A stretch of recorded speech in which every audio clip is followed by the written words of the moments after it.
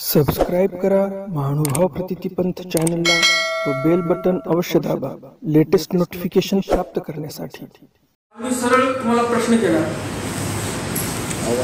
की आताच्या चालू परिस्थितीमध्ये आपल्या समोर आव्हानं काय आहे, यापासून कालच्या विषयी सुरुवात केली।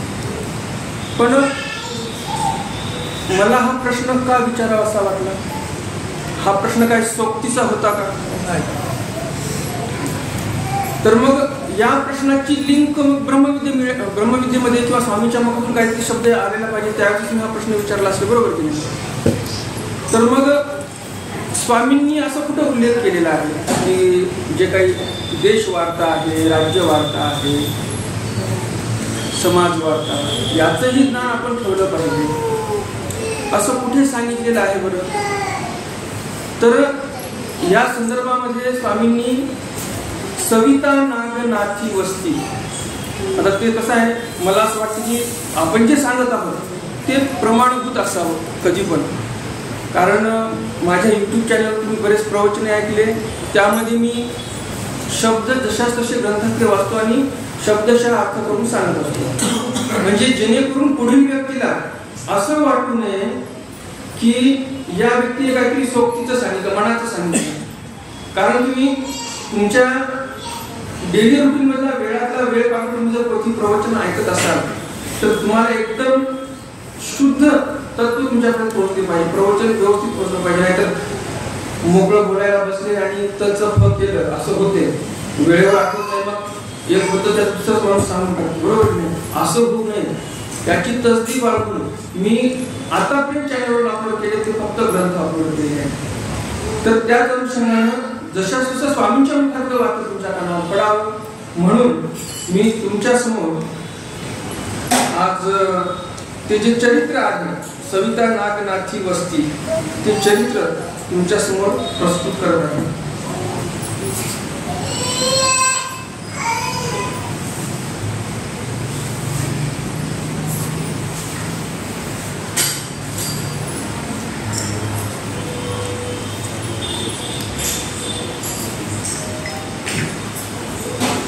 सविता नागनाथी वस्ती इंद्रिया राज्य तंत्र शोधनी परीक्षित। सविता नागनाथ या ठिकाणी स्वामींचा मुक्काम होता। तिथे स्वामी काय म्हणतात? गोसावियांसी कोडू जाणा गोसावी सवितेयासी विजय केले, महादेव पाठक गोसा गावासी केले, गोसावियांसी नागनाथी चौकी आसन झाले। स्वामी झोपलेले होते, उठले, सवितेयासी विजय केले, सविता या गावी गेली, महादेव पाठक आपल्या गावाला गेले आणि स्वामींना सविता या गावी नागनाथाच्या म्हणजे महादेवाच्या मंदिराच्या चौकामध्ये आसन झालेलं आहे। बाईसांनी इंद्रोबा तेल आणून पाठवले, बाईसांनी इंद्रोबाला सांगितलं जाबर गावातून तेल घेऊन ये। गोसावी बाजी विजय केले, स्वामी बाहेर गेले, उत्तरीले सोंडीवर उभे असती, उत्तरीने सोंडीवर देव उभे होते, तवर इंद्रोबा तेल घेऊन या, इंद्रोबा तेल घेऊन सर्व म्हणजे इंडिया नगरांतून काय मातू वरते गा, इंद्रोबा म्हणजे इंद्रभट्ट गावात गेले, तेल आणलं। स्वामींनी विचारलं का हो गावामध्ये काही गोष्ट घडलेली आहे का? तर इंद्रोबा जी काही नाही, इंद्रोबा उत्तर देतात की जी गावात काहीच घडलं नाही, त्यामुळे सांगायचा काय प्रश्नच येत नाही। सर्वजण ते कैसे नाही, कसं काय तुम्ही असं म्हणताय, काही घडलं नाही, यसने राज्यांतर झाले, राज्यांतर झालं ना, पूर्ण महाराष्ट्राचा जो राजा होता देवगिरीचा तो राजाच बदलून गेला, सर्वीकडे कंडोळ मारलेला आहे आणि तुम्ही म्हणता काही झालं नाही, हे असं कसं काय? यसने राज्यांतर असती म्हणून खटाडे लागले, यसने राज्यांतर झाले, अमनदेयाचे डोळे काढले, रामदेव राजी बैसला। काय म्हणतात देव, एवढं मोठं राज्यांतर झालं, अमनदेव जो होता, अमनदेव हा कोण होता? महादेव राजाचा पुत्र, त्या अमनदेवाचे डोळे काढले आणि रामदेव राजी बैसला, म्हणजे कान्हा देवाचा जो मुलगा होता रामदेव, तो रामदेव राज्यावर बसला, त्याचा राज्याभिषेक पण झालेला आहे आणि तुम्ही म्हणता काही झालं नाही। येनवती घायल जाते असती, ते बघत नाही का तुम्ही घायल लोक, साहजिकच एवढं राज्यांतर झालं, मारामाऱ्या झाल्या असतील, कुठं कुठे लोक घायल झाले असे जात होते, म्हणून खाटारे दाखवले, बैलगाड्या ग्रुप लोक पसारा घेऊन निघून चालले. जे त्यांच्या पक्षातले होते ते थांबले, जे विरोधातले होते त्यांना वाटलं आपलं काय करणे आता, आपल्याला हे राजा मारून टाकेल, आपल्याला निघून गेलेलं बर. जा शोधा, जा जो म्हणतात जा पूर्ण शोधणी करा, काय नेमकं घडलं ते एकदा अजून चौकशी करून या आणि आम्हाला सांगा. ते गेले इंदोबा, शोधणी आले, शोधणी केली, वसाव्या पुढे सांगितले. स्वामी पुढे येऊन सांगितलं की तुम्ही जे म्हणाला राज्यांतर झालं, अमनदेवाचे डोळे काढले, रामदेव राजा राज्यावर बसला, ते सर्व सत्य आहे. साची लोक घरावरी वेंगोनी पाहतो असे सर्व खरं आहे. लोक घरावर चढून पाहत आहेत, नेमकं रस्त्यावर काय मारामाऱ्या चालल्या. सर्वज्ञ मंत्रे स्वामी म्हणतात, काय म्हणतात, तुम्ही महात्मे किंगा महात्मेनी राज्य वार्ता देश वार्ता द्वंद्वपट अवघे शोधिजे. काय म्हणतात देव, तुम्ही महात्मे आहात, महात्म्याला सांगितलं तुम्ही तो उद्देशीच आहात.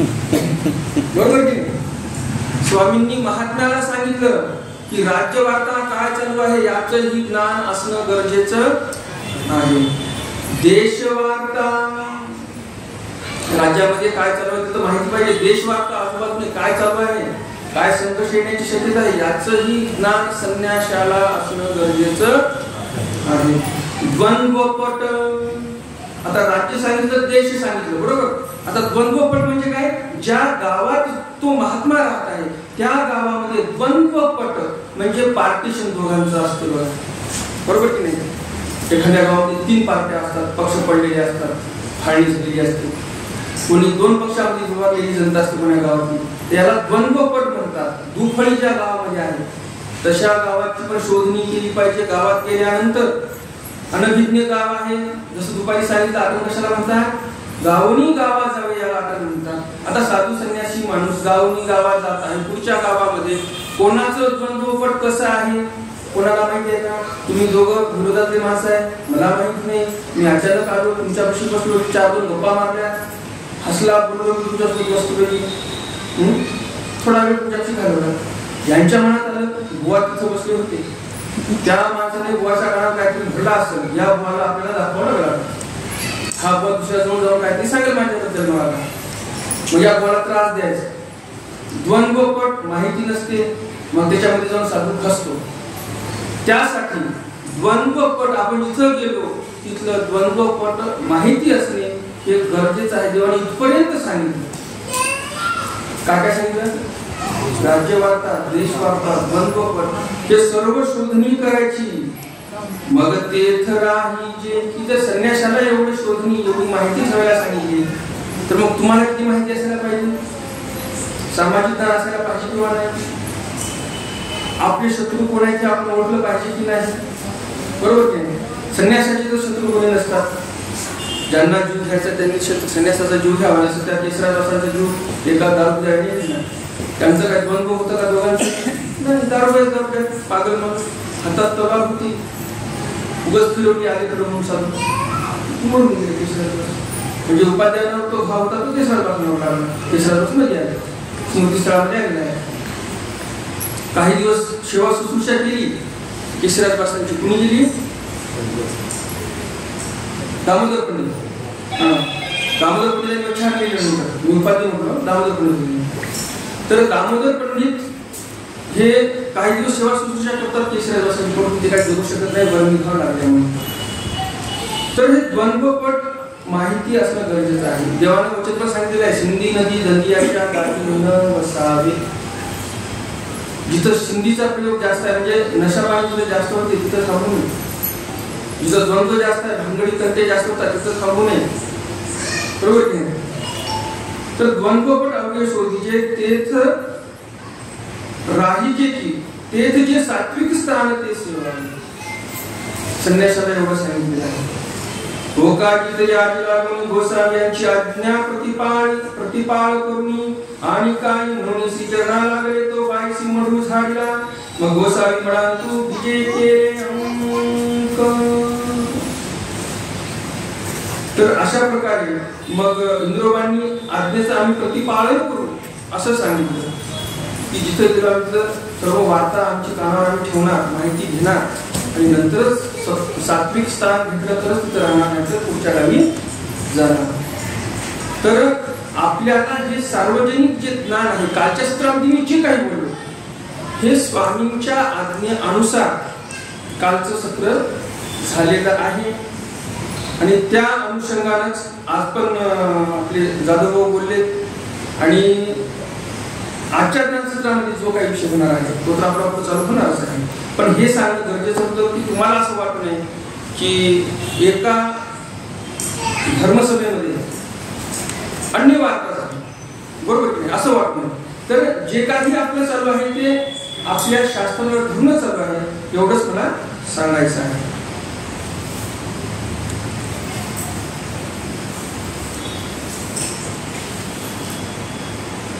आपण मोठे मोठे कार्यक्रम पाहिले असतील आणि त्या कार्यक्रमामध्ये मोठे मोठे वक्ते हे आपल्याला प्रबोधन करत असतात. आणि प्रबोधन करत असताना वारंवार वाक्य तुम्ही ऐकलं असेल की सर्वज्ञ श्री चक्रधर स्वामींनी 800 वर्षापूर्वी स्त्रियांना धर्माधिकार दिला, धर्माचे द्वार खुली केली.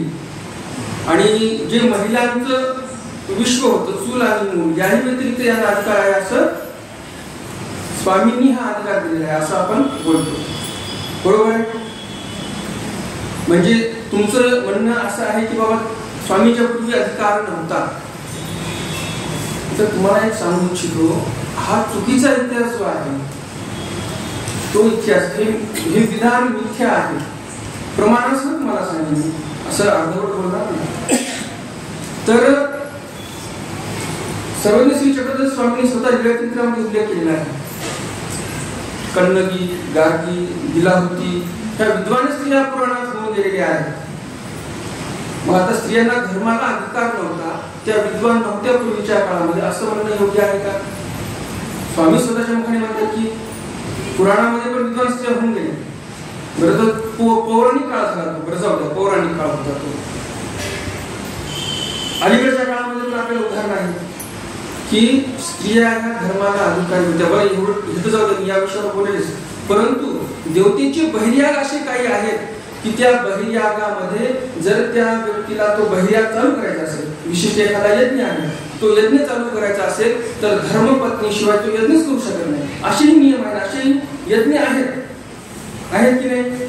कदाचित तुम्ही ऐकले नसतील, परंतु असे सनातन धर्मामध्ये असे यज्ञ सांगितलेले आहेत की जिथं यज्ञ आरंभ झाला तिथं धर्मपत्नी पाहिजे तरच तो यज्ञ चालू होऊ शकतो, नाहीतर तो यज्ञ कोणीच करू शकत नाही. स्त्रीशिवाय यज्ञ चालू करू शकत नाही. मग स्त्रियांना धर्माला अधिकार नव्हता हे असं कुठं का सांगावं तुम्ही, बरोबर? हा, नंतरच्या काळामध्ये काही समाजकंटक लोकांनी ह्या गोष्टी वाढवल्या, परंतु यासाठी धर्मामध्ये तसं म्हणजे मुभा नव्हती असं म्हणणं चुकीचं आहे. धर्माला आपण नाव ठेवू शकत नाही, बरोबर ना? कारण मानव पंथ हा कशातला आहे? सनातन धर्मामधीलच आपण, या हिंदू धर्मामध्येच आपण. त्यामुळं धर्माला नाव ठेवण्यापेक्षा आपण अनभिज्ञ आहोत, तेवढं अज्ञान आपल्या ठिकाणी आहे हे आपण माहिती करून घ्यायला पाहिजे. सर्वज्ञ श्री चक्रधर स्वामी होऊन गेले त्या अगोदर, म्हणजे स्वामींच्या अगोदर 400 वर्षापूर्वी, बरं, इसवी सनाच्या 788व्या वर्षी शंकराचार्यांचा जन्म झाला. त्यांनी जे 4 मठांची स्थापना केली. मंडल मिश्र नावाचा विद्वान पंडित होता. त्यांच्यासोबत शंकराचार्यांची कोणी म्हणते 21 दिवस शास्त्रचर्चा झाली, कोणी म्हणते 42 दिवस शास्त्रचर्चा झाली. दोन्ही विद्वान पंडित विचार करा, शंकराचार्य ज्यांनी 4 धाम स्थापन केले, जे पीठ आहेत हिंदू धर्माचे मुख्य केंद्रबिंदू, असे 4 दिशेला भारतामध्ये स्थापन केले. एवढा विद्वान माणूस हा शंकराचार्य, आणि मंडल मिश्र सारखा विद्वान पंडित यांची चर्चा चालू आहे. आणि यांच्यामध्ये ओथंबा कोण होतात, म्हणजे निर्णायक कोण होतात, तिथे जज कोण होतात माहित आहे का? उभय भारती नावाची एक स्त्री होती जज त्याच्यामध्ये. विचार करा, एकीकडे शंकराचार्य बसलेले, एकीकडे विद्वान पंडित मंडल मिश्र बसलेले, त्यांची चर्चा 42 दिवस चालली. मध्ये कोण होतं जज? उभय भारती नावाची स्त्री. आता ते आडाणी म्हणून ठेवला असं नाही, विद्वान होती. जिथं नियम सोडून चालले तिथं शंकराचार्यांना पण गप्प बसवायचे. ते नियम सोडून चर्चा करायची नाही. ते मंडळ मिश्र जर काही लिंक सोडून नियम सोडून जर बोलत राहिले त्यांना पण गप्प बसवायची. दोघं गप्प बसायचे, सांगायचं नाही. हा इतिहास आहे आपला, स्वामींच्या अगोदर 400 वर्षापूर्वी घडलेला. तर आपण जे म्हणतो ते कोणतंही वाक्य आपण उच्चारू, आपण त्या वाक्याची शहानिशा केली पाहिजे, नंतर ती वाक्य उच्चारलं पाहिजे. त्यामुळे असं म्हणू नये की स्त्रियांना धर्माधिकार नव्हता. स्त्रियांना धर्माधिकार नव्हता हे वाक्य कुठलं आहे माहिती आहे का? हे वाक्य आहे वेस्टर्न कंट्रीजचं, पाश्चिमात्य देशांचं. प्लॅटो आणि एरिस्टॉटल, त्याला अरस्तू असं बोलतात हिंदीमध्ये. हे दोघं विद्वान पंडित युरोपमधले, म्हणजे ख्रिश्चन धर्मामध्ये विद्वान पंडित एवढं विद्वान होते की हे म्हणतील ते पूर्व दिशा. त्यांचं म्हणणं म्हणजे बायबल मधलं बोलणं सारखंच मानायचे ते ख्रिश्चन लोक, एवढे विद्वान. आता अंधविश्वास कशाला म्हणतो त्यासाठी सांगत आहे तुम्हाला. अंधविश्वास हा शब्द जरी कुठून आला हे पण तुम्हाला समजणार आहे. आपल्या भारतीय संस्कृतीमध्ये फक्त विश्वासच होता. फक्त इथं अंधविश्वास नावाची वस्तूच नव्हती. श्रद्धा होती, इथं अंधश्रद्धा नव्हतीच मुळात. नंतर गुलामीच्या काळामध्ये त्या सगळ्या गोष्टी घडत गेल्या, त्या विषयाकडे जायचं नाही आपल्याला. पहिलं मूळ मुद्दा जो चालू केला त्या विषयाकडे जाऊ.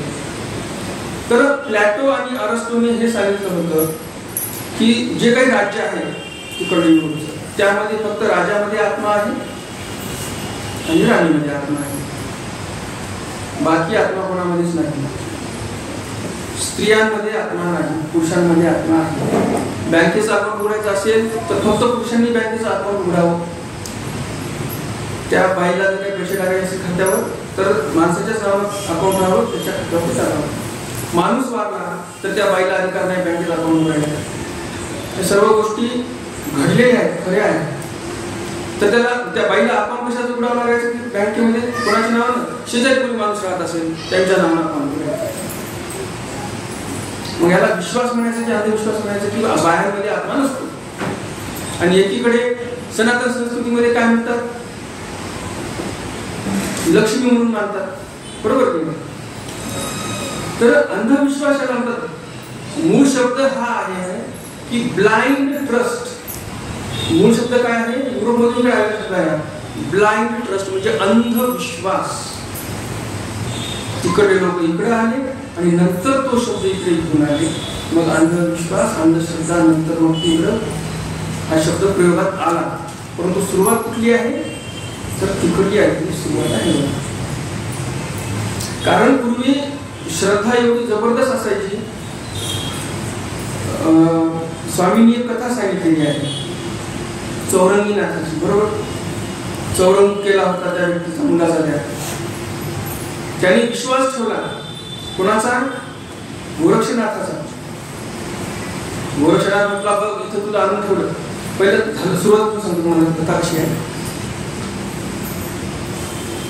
राजा होता, त्या राजाला 2 पत्न्या होत्या आणि मोठ्या पत्नीला एक मुलगा होता, लहान्या पत्नीला काय नव्हता मुलगा. मग काळांतराने काही दिवसांनी थोडंसं त्या लहान्या राणीची थोडी वासना बदलली आणि तिने वेगळा प्रयोग केला स्वतःच्या त्या म्हणजे मोठ्या राणीच्या मुलावर.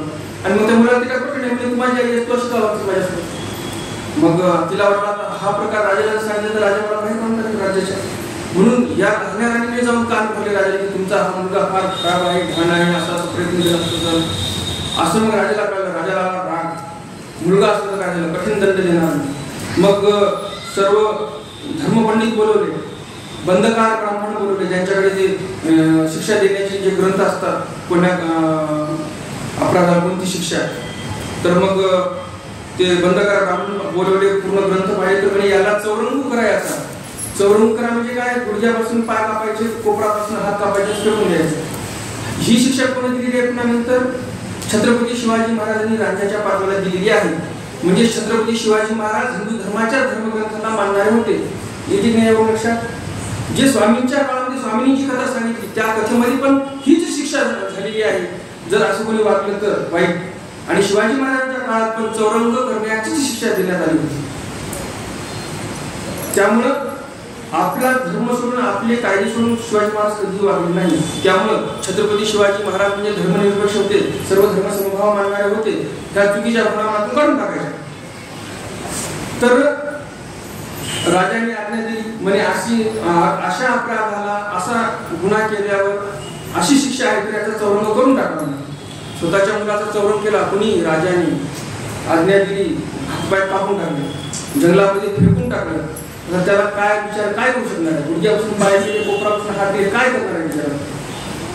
असाच पडून राहिला तर दुःख करत होता की हे माझ्या काय नशिबात.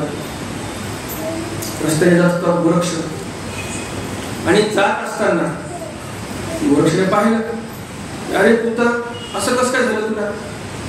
त्याला सांगितलं बाबा असं असं झालं, असं असं घडलं आणि खरं मी बोललो, सत्याने मी वागलो, माझ्या नशिबी एवढं मोठं दुःख आलं. असं म्हणल्यानंतर मग त्यांनी उचललं आणि एका कुहकामध्ये नेऊन ठेवून दिलं. असे म्हणून त्याला शिळा वगैरे लावलेल्या होत्या, नैसर्गिक एखादी गुफा समजा तुम्ही, तिथं नेऊन ठेवलं आणि सांगितलं या वरच्या शिळेकडे पाहायचं, तू इकडं तिकडं बघशील, ती शिळा जर पडली अंगावर जागीच मरून जाशील. आता याला वाटतं काही मदत करेल तर याने मृत्यूच्या दाढेकडे आणून हा परेशान झाला. म्हणजे अशी कोणती पद्धत झाली असेल याची मदत करण्याची? तर जाऊ द्या, बोलणार काय, ओरडून तर काय होणार नाही, हात पाय काय चालत नाही. मग ते गोरक्षनाथ तिथून निघून गेले. निघून गेल्यानंतर जवळपास काही गोपाळ लोक होते, गुरखा लोक, जे गाई राखायचे, गुराखी लोक. त्यांना सांगितलं की इथे एक व्यक्ती आहे, त्याला हातपाय नाही, तो काय बाहेर येऊ शकत नाही, त्याच्या मुखामध्ये कुरुंदने पिळत जा, काही फळ, काही पानाचा रस, जो पौष्टिक आहे असं पिळत जा. मग ते बिचारे गुराखी दररोज आले, त्याला इतकी यायची त्यांना पण, मी दररोज ते असे पिळायचे आणि मुखात टाकायचे. किती माणूस कशी लोक होते त्या काळात. ना तो कोण गोरक्षनाथ त्यांना ओळखीचा होता, ना हा जो वेगळा हातपाय तुटलेला माणूस होता, नुसतं रक्त वाहत होतं, हा त्यांच्या ओळखीचा होता. परंतु सांगितलं की त्यांनी दररोज करून दिले त्यांच्या मुखामध्ये पिळणे. किती माणूस तिचे लोक होते. अडाणी राणामध्ये गाई ढोर राखणारे लोक, त्यांच्या ठिकाणी एवढी माणुसकी आहे, जे आज PhD डिग्री धारक जे लोक असतात त्यांच्याजवळ पण माणुसकी नाही. आणि मग आता म्हणतात की पूर्वीच्या काळामध्ये अडाणी लोक जास्त होते, आता सुशिक्षित जास्त झाले. आता कितपत हे खरं व्हायचं आपण. मग असे करून त्या गोपाळांनी पिळले. एके दिवशी अचानक शिळा हलायला लागली. हा म्हणतो आता मी मरणार. मदत चांगलीच आपल्याला खावलेली आहे त्या संन्याशाची, अंगावर शिळा पडणार आणि मी मरणार. एवढी जोरात शिळा व्हायला लागली पुन्हा की आता म्हणजे आता काही खरंच नाही. आणि घाई गडबडी तो उठून पळून गेला. आणि नंतर लक्षात आलं, अरे मला आता हात फुटले, पाय फुटले, किती छान झाले. तर अशा प्रकारे त्याला हातपाय प्राप्त झाले. त्याला चौरंगीनाथ म्हणतात, बरोबर. तर ह्या अशा गोष्टी आपण त्या स्वामींच्या त्या चरित्रातून होऊ शकतो. मग अंधविश्वास जो आहे तो याला म्हणता येईल का? याने विश्वास ठेवला ना, तू पडल पडल पडल, परंतु त्याचं काम होऊन गेलं, बरोबर की नाही. तर मग किती विश्वास जबरदस्त ठेवला त्याने. एखादं म्हटलं असतं काय नुसतं त्याच्याकडे पण होणार आहे त्या शिळेकडे, हा अंधविश्वास नाही. थोडक्यात म्हटलं असता डोळे पडला असता तसाच मरून गेला असता. परंतु पूर्वीचे लोक असा विश्वास ठेवायचे, सांगितलं ना त्या संन्याशाने डोळे त्याच्याकडे ठेवला, शिळेकडे. फायदा झाला की नाही. तर आपल्या सनातन संस्कृतीमध्ये विश्वास ठेवण्याची परंपरा अशी होती, आणि विश्वास ठेवल्याने जर विश्वासाचा दृढ ठेवला तर एवढे फायदे व्हायचे.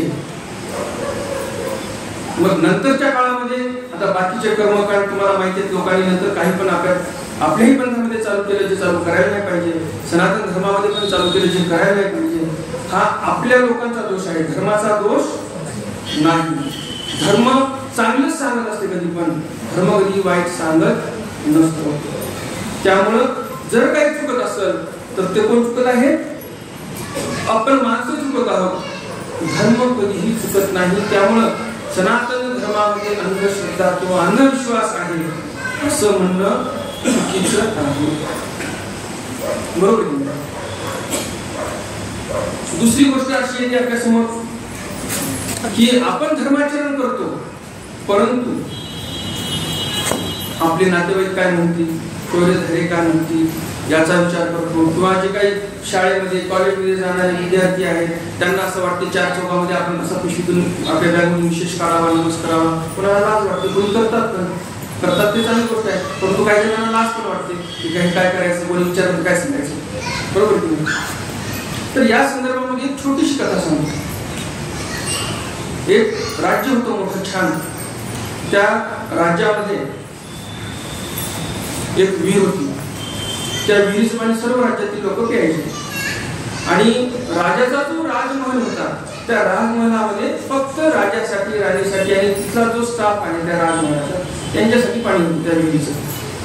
आणि त्या विहिरीजवळ राखणारे असायचे सैनिक की या विहिरीचं पाणी कोणी येऊ नये. राजमहालाच्याच आवारामध्ये ती विहीर होती, तिकडे कोणालाही देत नव्हती. झालं असं, त्या राज्यामध्ये एक जादूगर आला आणि त्याने पाणी भरावून मंत्र फुकून त्या जनतेच्या विहिरीमध्ये टाकून दिलं ते पाणी.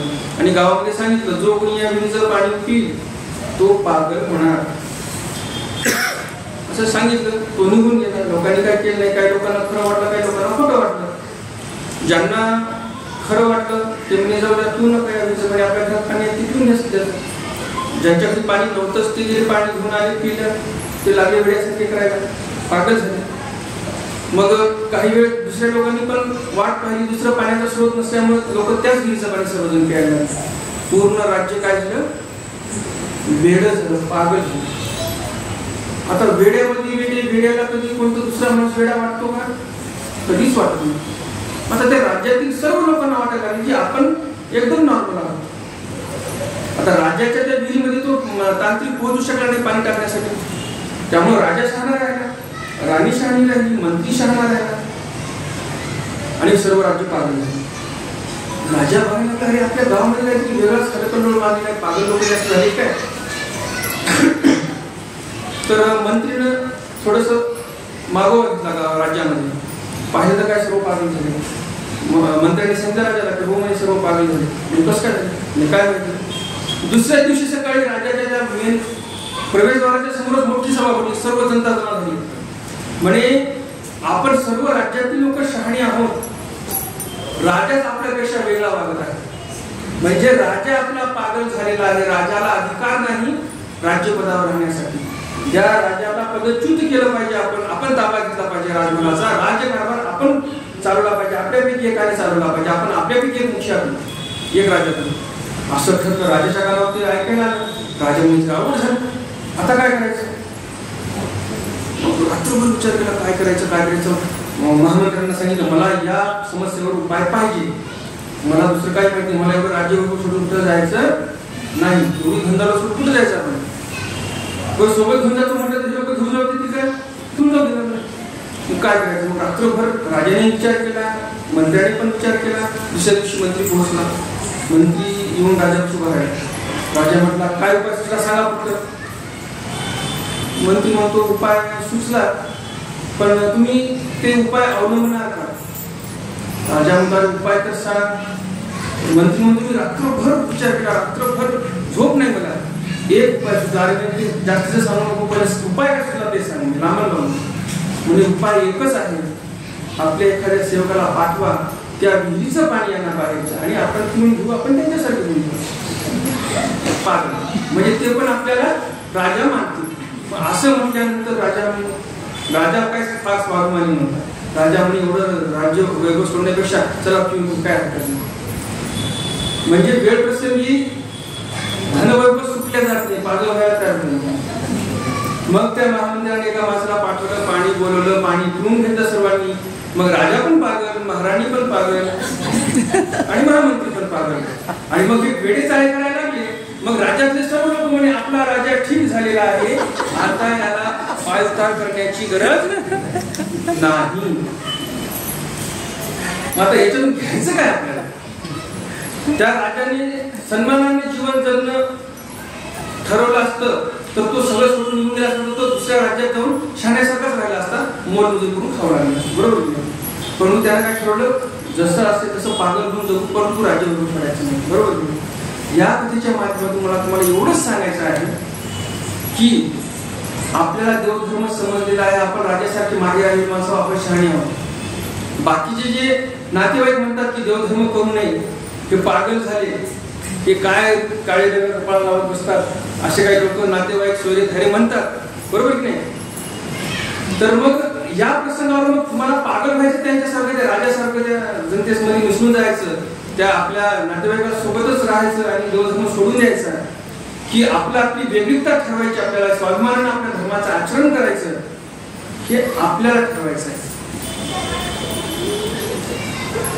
मग आपल्याला तिरुपतीला जायचं, शेगावला जायचं, की आपला दिवस सोडायचं नाही आपल्याला.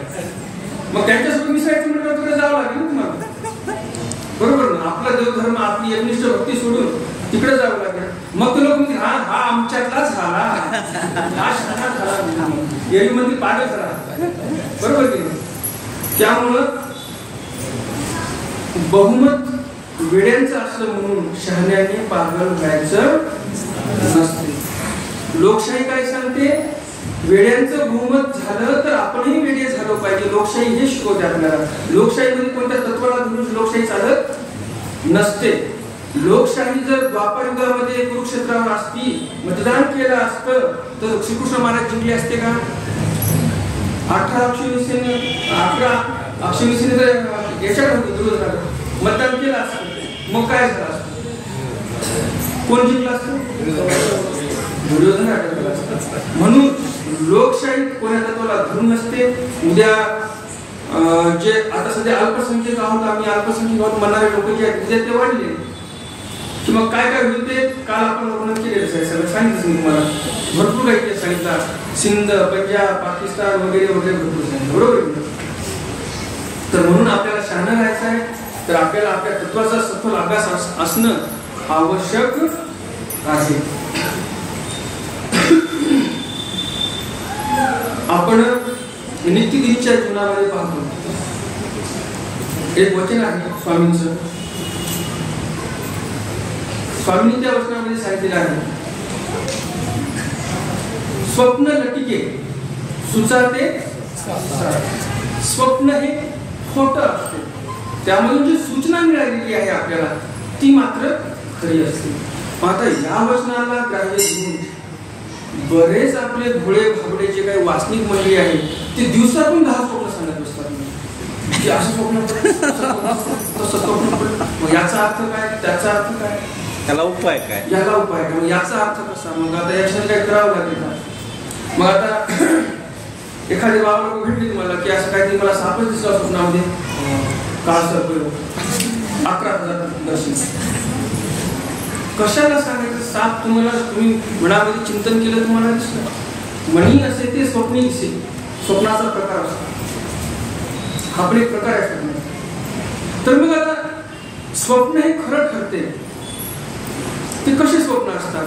वर्षाकाठी कधीतरी स्वप्न पडणार असते, एकदम अशी डुलकी लागली, सकाळी स्मरण करत असताना थोडीशी सुचा झाली, ते सत्य. बाकी तुमचं स्वप्न 1 घंटाभर चाललं राहते आणि तुम्ही म्हणणार ते स्वप्न सत्य होणार माझं, ते चुकीचं आहे. स्वामींनी काय सांगितलं? स्वप्न लटिके आहे, थोडंसं पडणार आहे तुम्हाला, परंतु सूचक ते साच आहे. तर या संदर्भामध्ये सूचक पडले एका साधकाला आणि दुसऱ्या साधकाचं विघ्न राहिलं, अशी एक कथा आलेली आहे. त्या कथेची सुरुवात जर मुळापासून घ्यायचं म्हटलं तर जळगाव जिल्ह्यामध्ये एक गाव आहे, बहळे नावाचं, तिथून सुरुवात होती.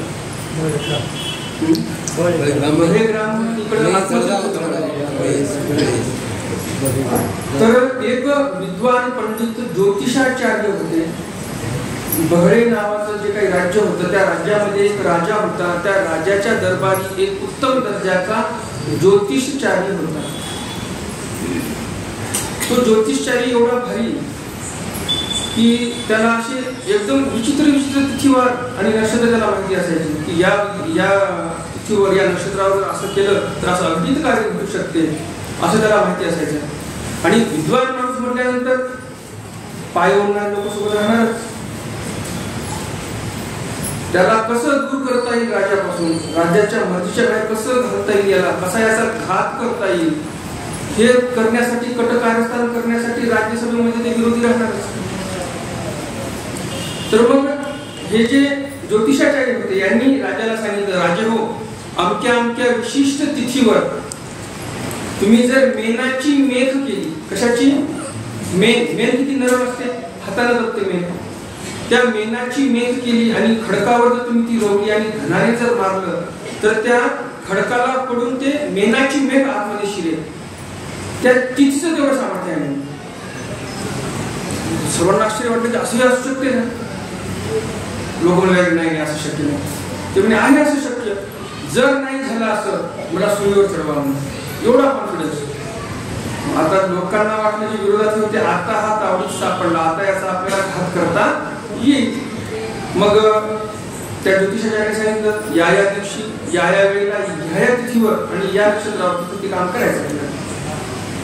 मग तिथं जो दरबाराचा सेवक आहे, असे छोटे मोठे काम करणारा, भिन्न उचलणारा, मारणारा, असे छोटे मोठे काम सांगितले करणारा, त्या व्यक्तीला या विरोधातल्या लोकांनी पैसे दिले. म्हणजे ज्यावेळेस नेमकी तिथी आहे ना त्यावेळेस ती मार म्हटला की थोडासा टाइमपास करणे, तेवढं एक क्षण मागे कुठं झाला, वेळ संपला नाही. त्यानं पैसे घेऊन बसला सेवक होता. आणि मग तो तिथी तो दिवस उजळला, राजाच्या समोर घोडा मोठा खडक आणून ठेवला, त्याच्यावर मेनाची मेघ ठेवली.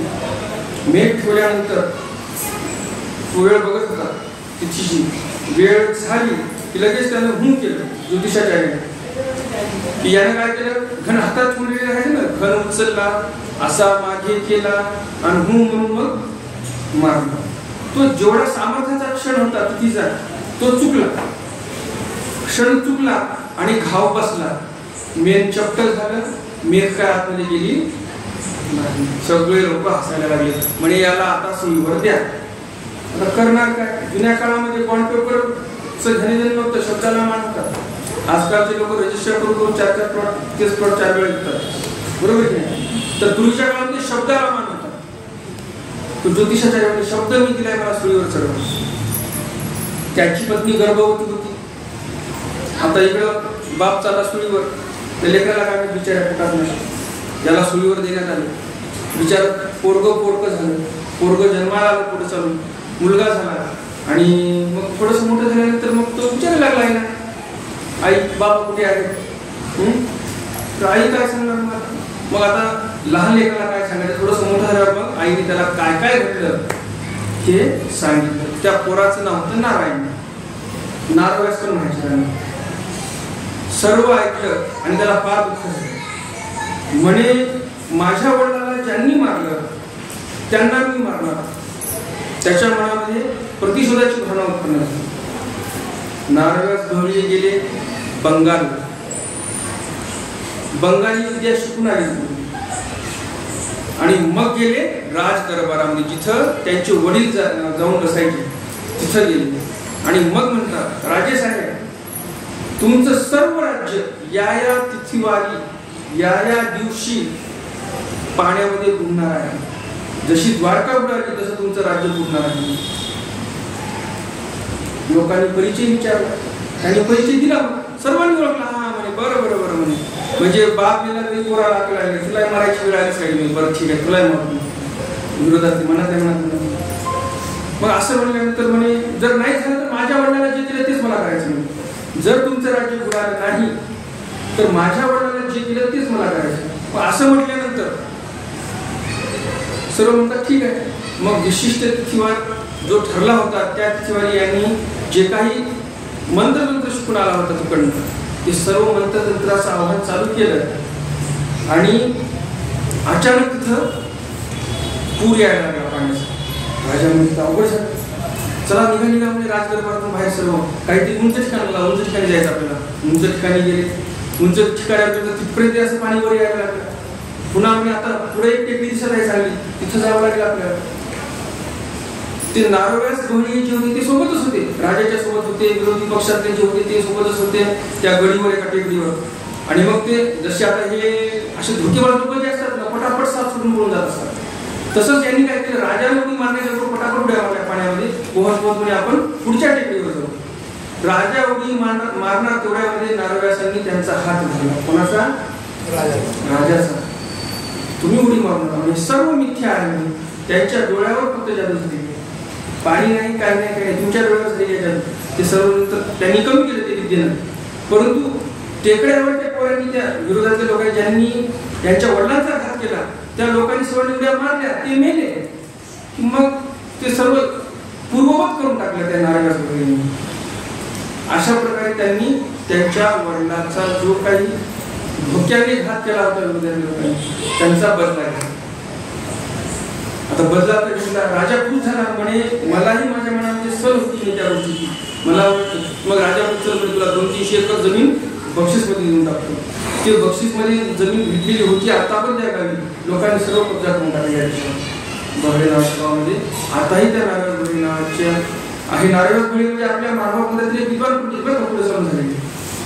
तर आताही जमीन आहे, परंतु ते लोकांनी बळ पडली आणि ते गडी आपली आहे.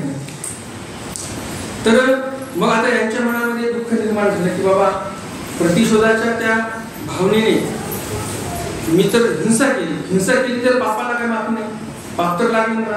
आता पापाचं प्रायश्चित्त कसं करायचं, प्रायश्चित्त करायचं म्हणून ते असे हिंडत फिरत शोधून करत गेले. तर योगायोगाने मानव पंथाचा योग आला. एवढे विद्वान पंडित नारळास बळी म्हणजे त्यांनी रुद्धपूर वर्णन नावाचा एक ग्रंथ निर्माण केला. महानुभाव पंथामध्ये प्रमाणभूत ग्रंथ म्हणजे सप्तग्रंथ मानले जातात आणि त्या सप्तग्रंथामध्ये या ग्रंथाचं स्थान आहे. कोणतं? रुद्धपूर वर्णन. एवढं श्लेषात्मक आहे, एका ओळीचे 4-4 अर्थ निघतात. एवढे सुंदर शब्दरचना केलेली आहे. एवढे ओव्या समजून घेण्यासाठी एवढ्या क्लिष्ट आहेत त्या ओव्या. कधी कधी अर्ध्या तासात एक ओळीचा अर्थ सांगणं व्हायचं. एक ओळी सांगायला तास, अर्धा तास. ओळी किती असते? 2 ओळी. ते एवढे विद्वान पंडित. मग असं संन्यास घेतला, तीर्थाटन चालू, पापाच्या शाळा होण्यासाठी मानव पंथाच्या तत्वज्ञानाचं अध्ययन केलं नारळास बळी यांनी. आणि असे तीर्थाटन करत करत कुठे गेले? रुद्धपूरला गेले. रुद्धपूरला गेल्यानंतर तिथं राहायला लागले.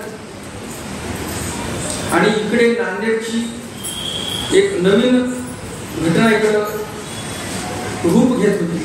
नांदेड इथे देपाळदर्णा नावाचा राजा होता. आणि देपाळदर्णा राजा जो होता तो जती लोकांचा सेवक म्हणजे शिष्य झालेला होता. जती लोकांनी वैदिक धर्म सर्व थांबवलेले होते.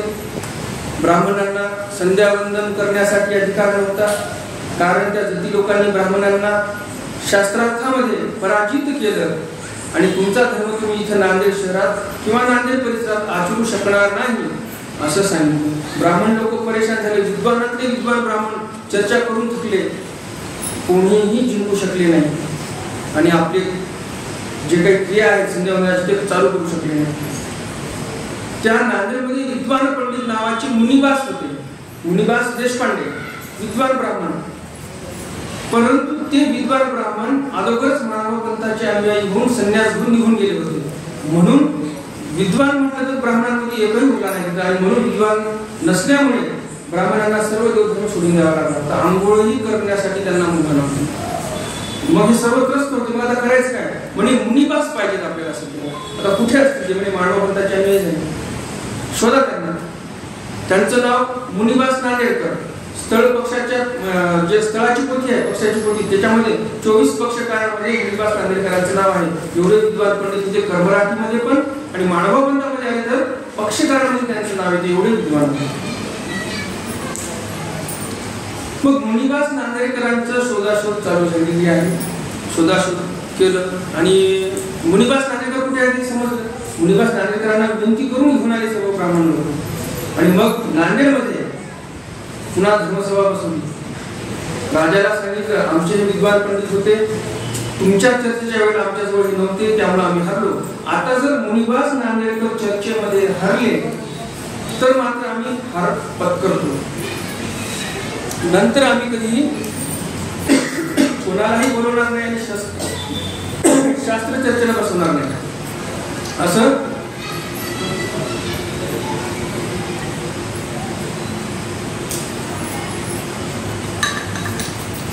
त्या ब्राह्मणांनी सांगितलं राजाला.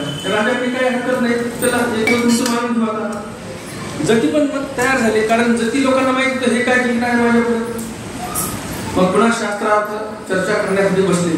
खूप चर्चा चालली, राजाच्या समोरासमोर चर्चा चालू होती. आणि त्या चर्चेमध्ये मुनिबास नांदेडकरांनी त्या जती लोकांना हरवलं. सर्व ब्राह्मणांना आनंद झाला. जती लोकांना राग आला, म्हणजे हे काय म्हणजे नुसतं शब्दछल आहे. म्हणजे शास्त्रीय चर्चा म्हणजे काय, आम्ही शब्द बोलणार तुम्ही शब्द बोलणार. शब्दछलामध्ये काय जिंकायचं काय हरायचं, सामर्थ्याने चर्चा करा. म्हणजे तुम्ही तुमचं सामर्थ्य दाखवा, आम्ही आमचं सामर्थ्य दाखवतो. सामर्थ्यामध्ये जो जिंकेल तो जिंकला म्हणजे खरा. मग म्हणजे करायचं काय, म्हणजे छोटंसंच काम करायचं, जास्त मोठं नाही. गोदावरी नदीमध्ये कालिया डोह नावाचा डोह आहे आता पण विष्णुपुरीला. त्या कालिया डोहामध्ये जाऊन केळाची पत्रवाळी असायची पाण्यावर, त्यावर बसून दाखवायचं. जो बसेल तो जिंकला, जो पाण्यात बुडाला तो हारला. ते सामर्थ्य एवढं दाखवलं, जास्त आम्ही काय म्हणणार. मुनिबास नांदेडकर चिंतेत पडले, कारण की शास्त्र माहित होतं. ते असे दाटके तोटके पानं तरंगवायचे, त्याच्यावर बसायचे, हे काय माहित होतं त्यांना. बरोबर की नाही. मग मला आता अवघड झालं, फक्त ते ऐकून घेतात, बरं ठीक आहे म्हणतात आणि सगळेजण उठून जातात. आता हे चिंतेत पडले की जबाबदारी आपल्यावर आहे, आता काय करायचं. मग ते देवाचा धावा केला त्यांनी की म्हणजे आता माझ्यावर वेळ आली आहे बाबा, आता माझा जो काही मान सन्मान आहे तो दावणीला इथे लावलेला आहे. मग आता काय करायचं, देवाचा धावा चालू केला.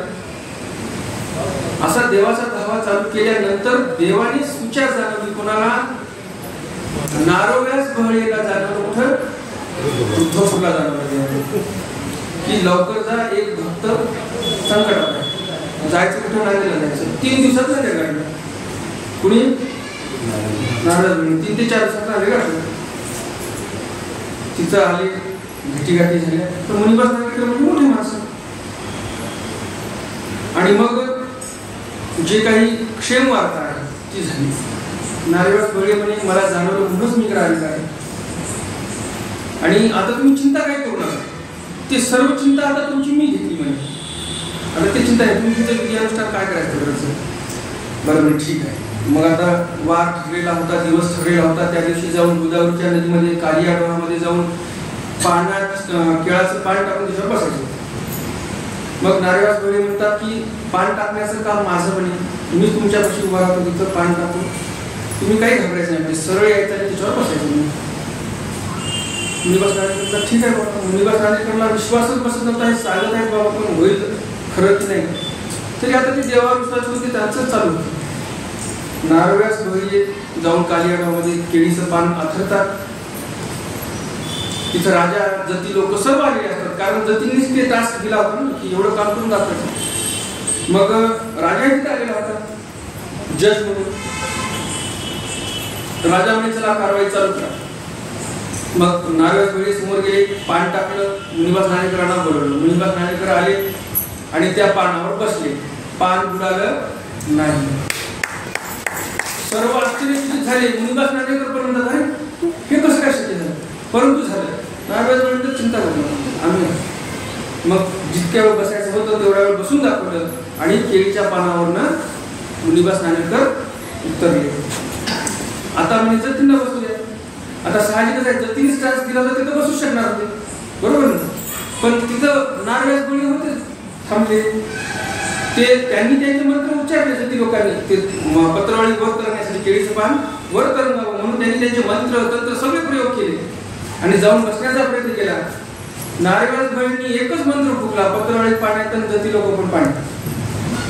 मग झालं काय, जती हरले, मुनिबास नांदेडकर जिंकले. आणि मग मुनिबास नांदेडकरांचा जय जयकार करत सर्वजण नांदेड शहरामध्ये गेले आणि देपाळदरनार नावाचा राजा जो होता मांडवा पंथाचा अनुयायी झाला. आणि तेव्हापासून नांदेडला आता पण किल्ला आहे होळीवर, माहिती आहे. तर तो किल्ला म्हणजे देपाळदरनार राजाचा किल्ला. तर त्या किल्ल्यातून भावेश्वर इथे मुनिबास नांदेडकर राहायचे तर तिथं दररोज दुपारचं जेवण राजमहालातून मुनिबास नांदेकरांना जायचं. तर अशी ही आख्यायिका आपल्याला वृद्धाचारातून माहिती आहे. वेगळ्या वेगळ्या पिढीचे वृद्धाचार असतात, त्यामध्ये आलेला असते. पण आपल्याला थोडी वेळ नसते की आपण चरित्र वाचण्यास आपल्याला एवढा वेळ भेटत. त्याच्यात वृद्धाचार कोण काढणार, कोण वाचणार, त्यामुळे ते एवढं काही माहिती नसते मला. म्हणून नांदेडमध्ये जी घटना घडलेली आहे की नांदेडचा एक राजा होता आणि तो उद्देश होता हे तुम्हाला माहिती असावं, म्हणून आज हा प्रसंग तुम्हाला सांगितला. आणि हे जे नार्वेस गवळी होते यांच्यासोबत एक दुसरे विद्वान पंडित होते ज्यांनी एक चांगलं काव्य तयार केलं, जे मानवा पंथातील सप्तग्रंथापैकी एक ग्रंथ मानले जाते. ते काव्य म्हणजे ज्ञान प्रबोधी काव्य. विश्वनाथ बास बाळापूरकर ज्यांनी बाराखंडीची स्थापना केली, ज्यांनी लिपीची पूर्ण निर्मिती केली, जी सकळ लिपी आहे,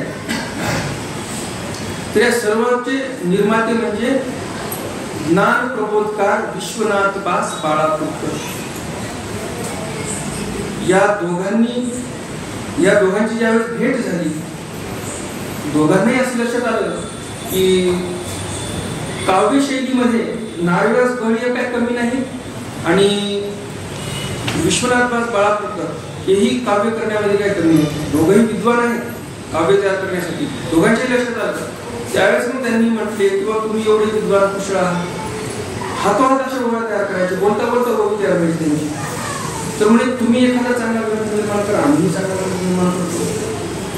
त्यावेळेस 13व्या अध्यायातील काही एक 7-8 श्लोकांवर विश्वनाथ बास बाळापूरकरांनी जवळजवळ 1200 ते 1600 ओव्यांचं ज्ञानप्रबोध नावाचा ग्रंथ तयार केला. त्यामध्ये फक्त तेवढे श्लोक आहेत, 13व्या अध्यायातले काही मोजके श्लोक. तेवढ्यावर त्यांनी किती श्लोक तयार केले? 1600 श्लोक तयार. तर असे विद्वान होते. आणि नारायणदास गवळी यांच्या मनावर पगडा होता वृद्धपूरचा. त्यांनी वृद्धपूर वर्णन तयार केलं, कमी ओव्यांचं तयार केलं. एवढं श्लेषात्मक आहे. श्लेषात्मक कशाला म्हणतात की शब्द एकच असतो परंतु त्याचे अर्थ अनेक निघतात. जर मी म्हटलं मी गरीब दीन रंक आहे, याचा अर्थ काय झाला? गरीब दीन रंक हे समानार्थी. परंतु मी जर आज असं म्हटलं की आज 1 मे आहे, आज महाराष्ट्र दिन आहे, महाराष्ट्र दिन म्हणजे गरीब झाला, रंक झाला नाही. जसं वाक्य बदललं तसं त्या वाक्यातील शब्दाचा अर्थ बदलतो, बरोबर की नाही? त्याप्रमाणे त्या ओव्यांमध्ये असे शब्द त्यांनी वापरलेले आहेत, त्याचे अर्थ 3ही होतात, 4ही होतात आणि 5ही होतात. त्यामुळं या दोघांची विद्वत्ता जी आहे ती एकूण एकापेक्षा वरचढच होती. आणि त्यांनी मग ते जे हिंसा घडली त्याचंही प्रायश्चित्त त्यांना झालं आणि पुढे ते ईश्वर प्राप्तीला गेले. तर हे अशी विद्वान पंडितांच्या कितीतरी कथा आपल्या मानव पंथाच्या या इतिहासामध्ये आहेत, ज्या आपल्याला माहिती नाही, घडून गेल्या, परंतु त्याचं कोणी लिखाणही केलेलं नाही. नाती नागाचं उदाहरण आहे. त्यांनी धर्मासाठी किती बलिदान केलं, किती बलिदान केलं, ते बलिदान विसरतो आपण, इतिहास विसरतो आणि आपल्याला वाटतं हे धर्म आपल्याला एकच असाच मिळालेला आहे, काय त्यासाठी फार कष्ट घेण्याची गरज नाही. परंतु तसं नाही. आपल्या पूर्वजांनी फार फार फार कष्ट घेतले त्यासाठी. कष्टाने हा जो प्रतितीपंथ आहे, स्वामींच्या मुखातून वाक्य काय निघालेले आहे आपल्या पंथासाठी? प्रतितीपंथ. स्वामींच्या मुखातून महानुभावापर्यंत वाक्य नाही निघालेलं आहे. स्वामी म्हणतात बाई हा प्रतितीपंथ की देवती, म्हणतात की नाही? तर हा आपला प्रतितीपंथ आहे. आपल्याला याच्यामध्ये जर आपण श्रद्धेने एकनिष्ठतेने भक्ती केली तर आपल्याला इथं प्रतिती येते चांगली. म्हणून हा प्रतितीपंथ फार कष्टाने आपल्यापर्यंत आलेला आहे. आपण हा असाच सांभाळून पुढच्या पिढीपर्यंत सुखरूप नेला पाहिजे. यासाठी पण आपण काय कष्ट घेता येतील तेवढे कष्ट आपण घेतले पाहिजे. नाहीतर आलं जसं मागणं तसं पुढे जात जाईल. ईश्वरीय कार्य आहे, ईश्वरीय कार्य थोडी काय थांबणार आहे तुमच्यामुळे, असं म्हणून थोडी चालणार आहे. नाहीतर घेतलाय देवाने ठेका, यदा यदा हि धर्मस्य ग्लानिर्भवति भारत अभ्युत्थानं धर्मस्य तदात्मानं सृजाम्यहं परित्राणाय साधूनां विनाशाय च दुष्कृतां धर्मसंस्थापनार्थाय संभवामि युगे युगे. ठेका कोणी घेतला? कृष्णाने घेतला ठेका की जेव्हा जेव्हा धर्माची ग्लानी होईल तेव्हा तेव्हा मी अवतार धारण करेल, पापी लोकांना मारेल, असुर लोकांना मारेल, साधू संतांचं रक्षण करेल, सज्जन शक्तीचं रक्षण करेल आणि धर्माची स्थापना करेल. हे ठेका तर द्यावं नाही, त्याला आपल्याला काय करायची गरज आहे असं म्हणून चालेल का? आता हे वाक्य कोणी सांगितलं कुणाला? श्रीकृष्ण महाराजांनी अर्जुनाला सांगितलं. तुमच्या आमच्यासारखा असता तर म्हटलं असता तेव्हा ठेकाच तुम्ही घेतला तर तुम्हीच युद्ध करायला मला कशाला करायला लावलं? मला कशाला पापू पितामहाला मारा, द्रोणाचार्याला मारा, कृपाचार्याला मारा. मला तुम्ही म्हणताय तुम्हीच धर्माचा स्थापना करणार आहात, मग 18 दिवस किंवा 20 दिवस किती दिवस युद्ध झाले माहिती नाही मला, तर तुम्हीच आता धर्माची स्थापना करा. तुम्ही म्हणत आहात ना माझा देव तर नीतिमंत असतो, शब्द दिलेला देव पाळत असतो ना. मला तुम्ही शब्द दिलेला आहे की तुम्ही धर्माची स्थापना करता, मग तुम्हीच आता हे करा. आपल्यासाठी असं म्हटले असते नाही देवा, त्यामुळे स्थापना संविधानिक करायला ते योग्य त्याचे होते. अर्जुन देव म्हटलं ते ऐकायचे म्हणून ते संविधानिक होते. आपली जशी मानसिकता नाही, आपली वैचारिक पातळी नाही, बौद्धिक पातळी नाही, कर्म करण्याचे तेवढं सामर्थ्य नाही आपलं. हृदयावर दगड ठेवून त्यांनी युद्ध केलेलं आहे. अर्जुन देवांनी युद्ध कसं केलं? ज्या पितामहाच्या मांडीवर बसून खेळले ते त्या पितामहाला बाणाने मारणं म्हणजे सोपं आहे. गुरु द्रोणाचार्याची हत्या झाली सोपं आहे का? बाण एकदम त्या द्रोणाचार्याचे प्रिय शिष्य कोण? अर्जुन देव. अर्जुन देव तेवढंच प्रेम गुरूंवर करायचे, तर किती म्हणजे किती प्रेमाचे नाते होते सर्व. ते सर्व लोक डोळ्यासमोर पाहिले मारताना किती दुःख झालं असेल. सामाजिक भान किती होतं? भक्ताला सामाजिक भान असलं पाहिजे हे अर्जुनाच्या याच्यावर लक्षात येतं. किती सामाजिक भान होतं सांगा मला, तुम्हाला काय आठवतं अर्जुनाशी? अर्जुनाला सामाजिक भान किती होतं? नाही, सामग्री नका सांगू किती सामग्री त्यांच्याकडे. त्यांना सामाजिक भान किती होतं? आता तुम्ही म्हणाल पुन्हा सामाजिक भानावर विषय आहे, परंतु आहे ते अर्जुन देवाकडे तो गुण आहे. त्याचे तर गुण घेतले पाहिजे आपण, बरोबर नाही? मग तेच म्हणत आहे की अर्जुनाकडे सामाजिक भान किती होतं?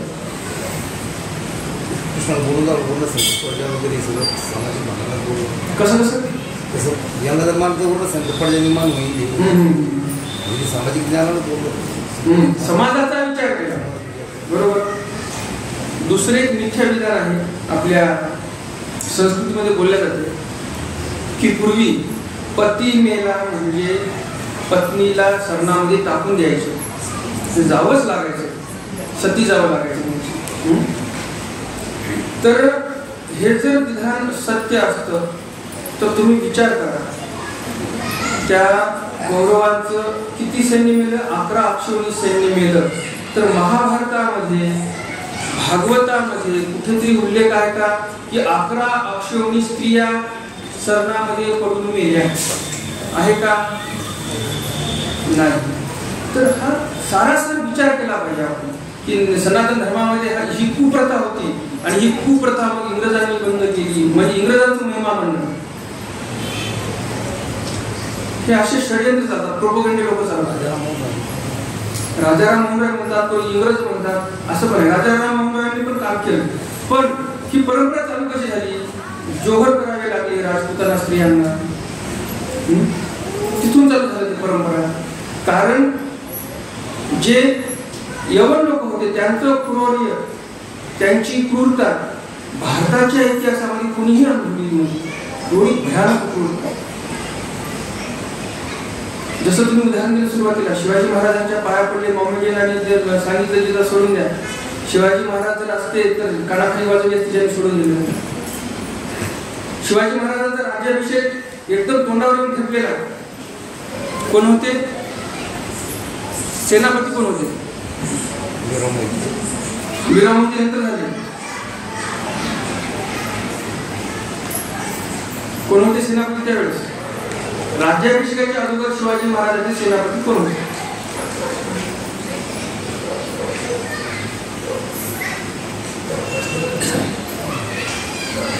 गुर्जर होते का, गुर्जर एक, ते जे गुर्जर होते ते सेनापती होते आणि ते सेनापती असताना बेहलोल खानाला सोडून दिलं त्यांनी. युद्धामध्ये हरवलं त्याला, त्यांनी भीक मागितली, माफ करा माफ करा, चल सोडून दिलं. कारण भारतीय संस्कृती हे शिकवते युद्ध म्हणजे जीव घेण्याचा प्रकार नाही. युद्ध म्हणजे तुमचा व्यक्ती हरला, शरण आला तर सोडून द्या, की आपली परंपरा शिकवते. याच्यामध्ये सर्व धर्म समभाव वगैरे पिढे घालून घ्यायचे नाही. तर बेहलोल खानाला सोडलं हे कळालं शिवाजी महाराजांना की आपल्या सेनापतींनी बेहलोल खानाला हरवलं आणि माफी मागणी म्हणून सोडून दिलं. त्यावेळेस शिवाजी महाराज म्हणतात की कशाला, काय म्हणून सोडलं तुम्ही त्याला? कोण होता तो तुम्हाला सोडायला? तुम्ही राजा परस्पर निर्णय घ्यायला.